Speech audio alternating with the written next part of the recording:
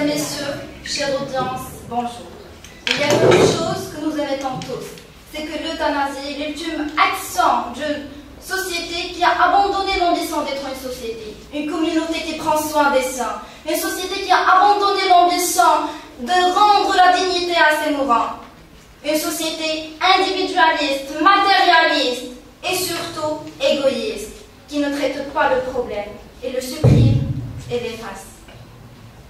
Face à certaines fins de vie, mesdames et messieurs, il faut prendre un peu de recul et parfois s'en convaincre.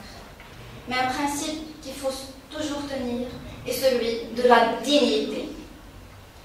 Celui de la dignité, oui, je l'affirme, parce qu'il ne faut pas suivre cette concession scandaleuse et littéralement nuisible que ferait l'euthanasie, en admettant qu'il y a des personnes qui sont indignes de leur vie, en choisissant pour eux la mort comme un droit. Rappelons, mesdames et messieurs, que l'euthanasie active est une injection de substances permettant d'arrêter la vie d'un patient. Religion, valeurs humaines et lois sont toutes contre l'euthanasie. Vous allez me dire, sans doute, que le code marocain ne contient pas de texte incriminant cela.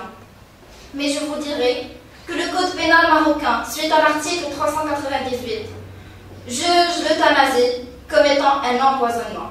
Permettez-moi de vous lire juste un extrait de ce texte. Toute personne attente qui cherche à attendre la vie d'une autre personne par effet de substances qui peuvent donner la mort, plus ou moins promptement, de quelque manière de ces substances ait été plus ou moins administrée directement et quelles qu'en aient été les suites, est coupable d'empoisonnement et puni de mort. Vous vous rappelez tous, sans doute, de Chantal Sébir, cette belle enseignante qui a été atteinte d'une tumeur incurable au visage, qui l'a totalement défigurée au point de demander la mort comme un droit. Nous devons tous être conscients d'une seule chose, c'est que nous trouvons toujours des contre-exemples. Mais la question cruciale qu'il faut se poser est, est-ce que nous pouvons faire d'une exception une règle? J'affirme, mesdames et messieurs, que le droit doit répondre avant tout à l'intérêt général. Nous frémissons tous devant l'idée de voir un innocent s'exécuter. Et qu'est-ce qu'on fait? On se mobilise sans arrêt pour qu'on puisse abolir la peine de la mort. Oui, c'est vrai.